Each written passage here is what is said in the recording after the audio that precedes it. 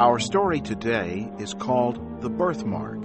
It was written by Nathaniel Hawthorne. Here is Barbara Klein with the story.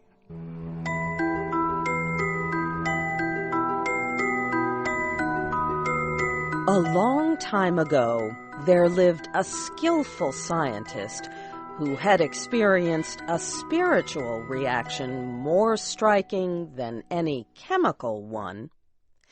He had left his laboratory in the care of his assistant, washed the chemicals from his hands, and asked a beautiful woman to become his wife.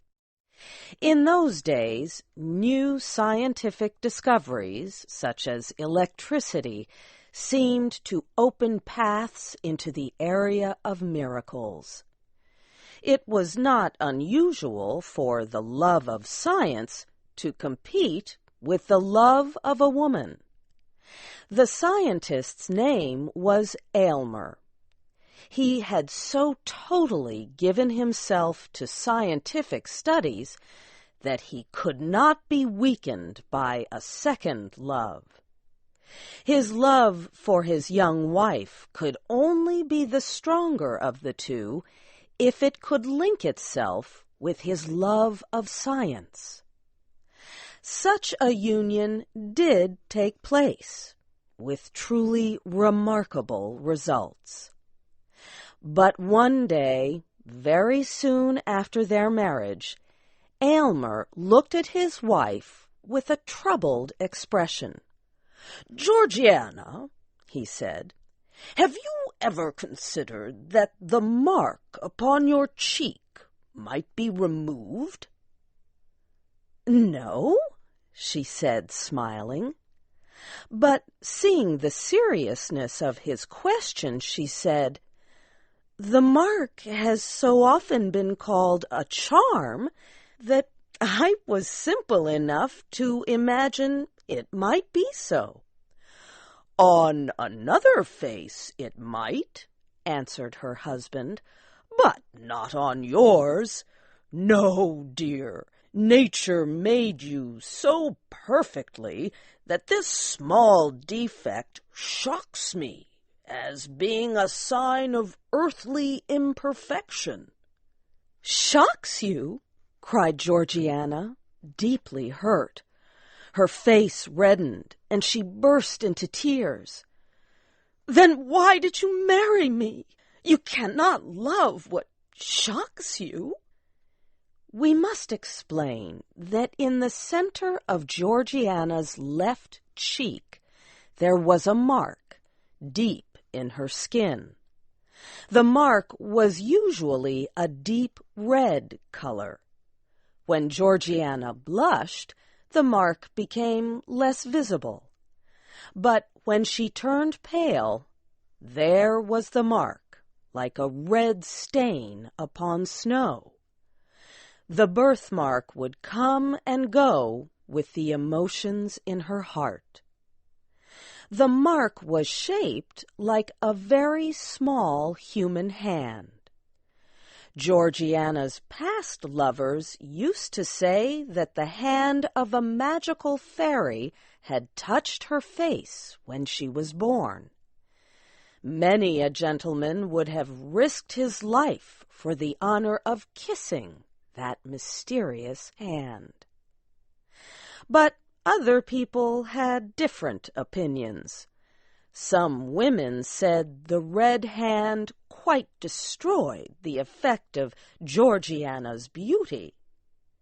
Male observers who did not praise the mark simply wished it away so that they did not see it. After his marriage, Aylmer discovered that this was the case with himself. Had Georgiana been less beautiful, he might have felt his love increased by the prettiness of that little hand. But because she was otherwise so perfect, he found the mark had become unbearable.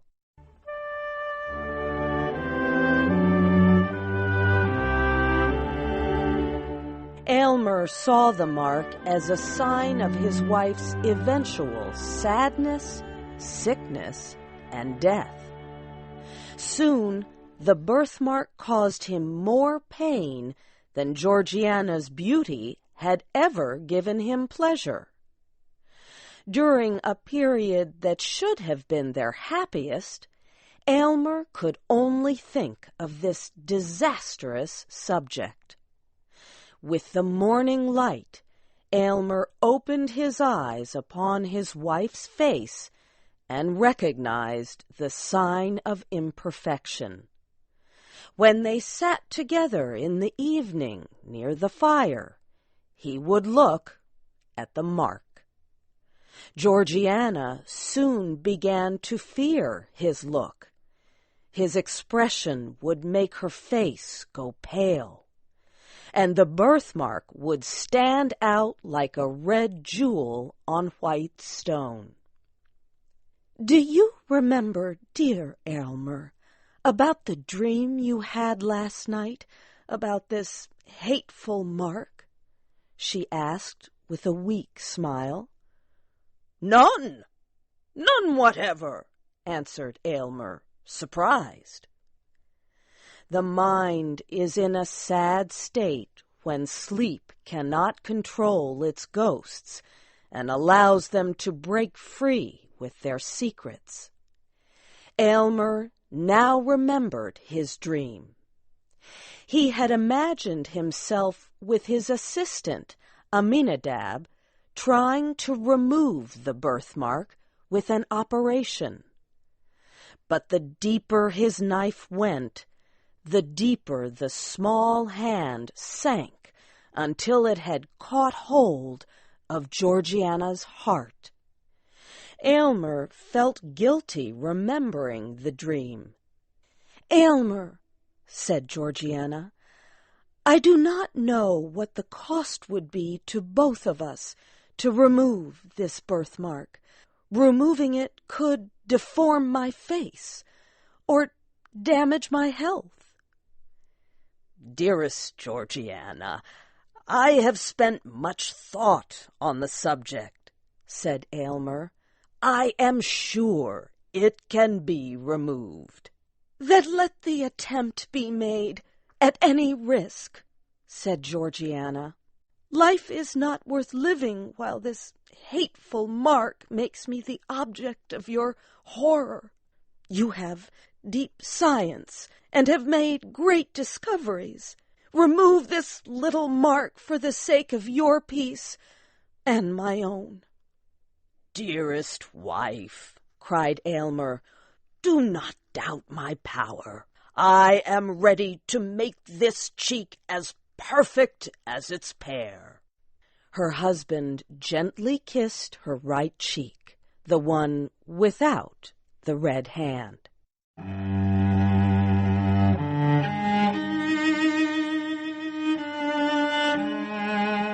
The next day, the couple went to Aylmer's laboratory, where he had made all his famous discoveries.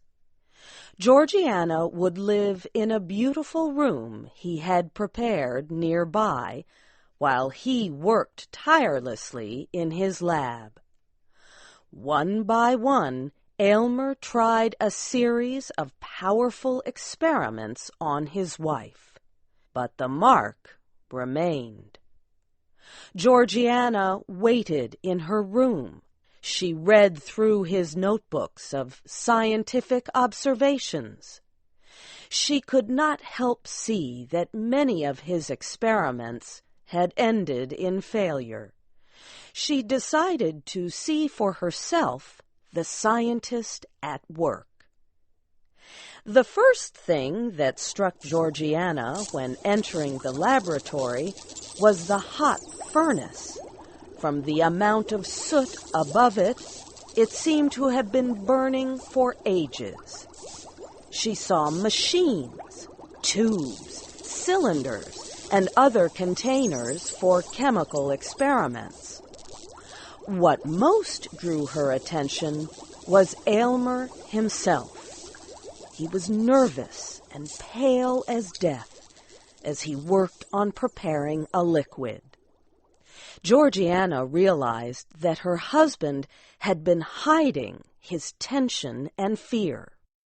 "Think not so little of me that you cannot be honest about the risks we are taking," she said. "I will drink whatever you make for me, even if it is a poison." "My dear, nothing shall be hidden," Aylmer said. "I have already given you chemicals powerful enough to change your entire physical system. Only one thing remains to be tried, and if that fails, we are ruined."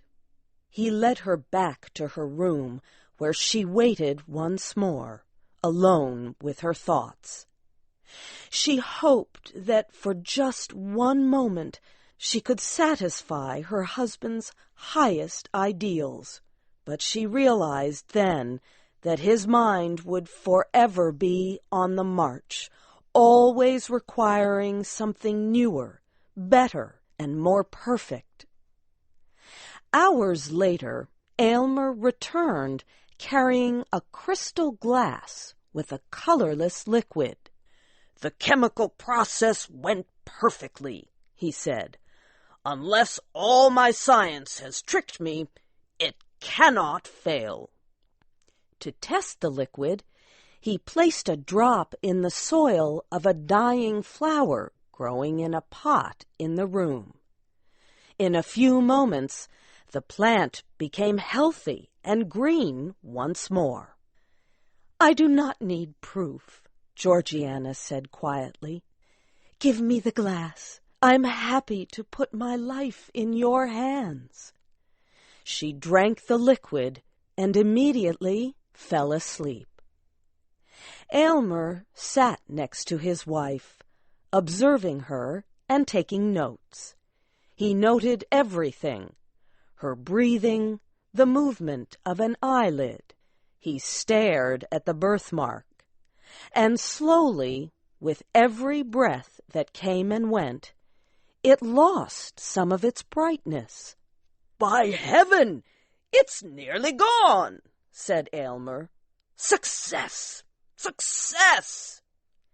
He opened the window coverings to see her face in daylight. She was so pale. Georgiana opened her eyes and looked into the mirror her husband held. She tried to smile as she saw the barely visible mark. "My poor Aylmer," she said gently, "you have aimed so high, with so high and pure a feeling, you have rejected the best the earth could offer. I am dying, dearest." It was true. The hand on her face had been her link to life. As the last trace of color disappeared from her cheek, she gave her last breath. Blinded by a meaningless imperfection and an impossible goal, Aylmer had thrown away her life, and with it his chance for happiness. In trying to improve his lovely wife, he had failed to realize she had been perfect all along.